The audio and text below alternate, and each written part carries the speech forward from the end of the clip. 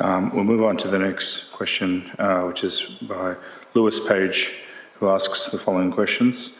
First question, prior updates as to the status of Council's progress to achieve the actions in the Air Quality Improvement Plan have been vague and fall short of considering whether they're delivering real improvements to the inner West air quality.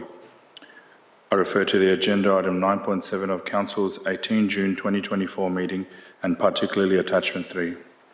Please provide greater particulars, including details of how your progress is actually improving air quality and details of any commitments or responses provided by the state following Council's advocacy for a truck ban on Williamstown Road. If I can hand it to the CEO. I will certainly answer that, and councillors may wish to add.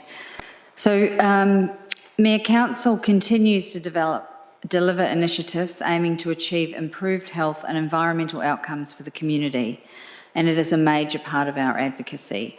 The Air Quality Improvement Plan guides these efforts and acknowledges that often the most significant changes rely on both federal and Victorian state government policy and initiatives.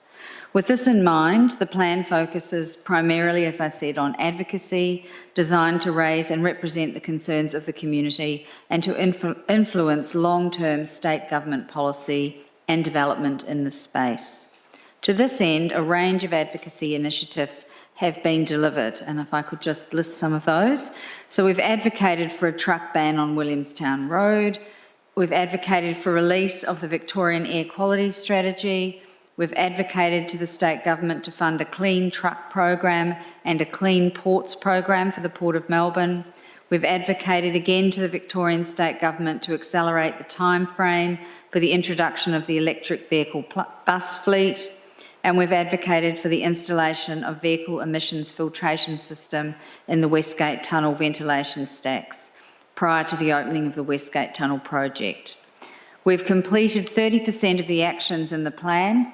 That's 11 and 23 ongoing, being either considerations applied in ongoing council operations and decision-making or projects that have commenced but not yet completed. There are 3 initiatives in the plan yet to commence.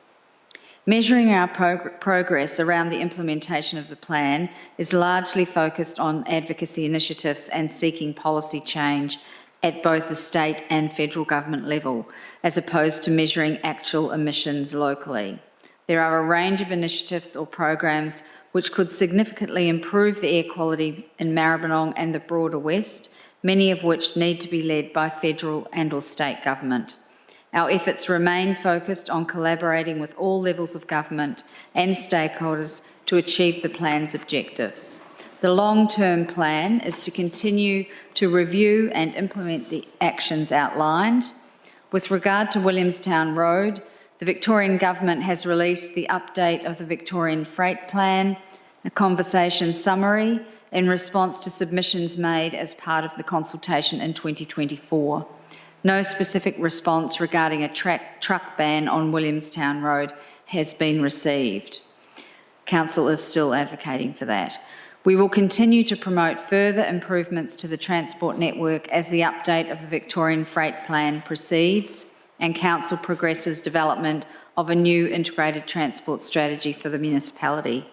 Council officers continue to work closely with the Department of Transport and Planning to get best results from the Westgate Tunnel project and Cycle Valloway, including banning of large freight trucks on major roads in Maribyrnong and Hobsons Bay when the Westgate Tunnel opens.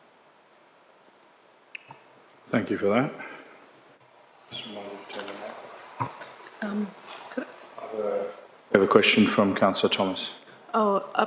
Thanks, Mayor. I probably just really wanted to kind of add, I guess, and emphasise that advocacy unfortunately doesn't happen overnight, and a lot of the levers for changing the way trucks run through our streets and which streets they run on are the responsibility of the state government, unfortunately. And whilst Council has done repeated advocacy to a number of different ministers over a couple of years now, it still is not state government policy to remove trucks off Williamstown Road after the Westgate Tunnel is open. So Council is really leading those conversations about that in particular with government, But as you can imagine, unless government decides to change its mind, council sort of doesn't have many levers to pull there. So thank you for your question, because it is a good question, because often we can't see what's happening behind the scenes with advocacy, because it is often, it's letter writing, it's meetings with ministers, it's,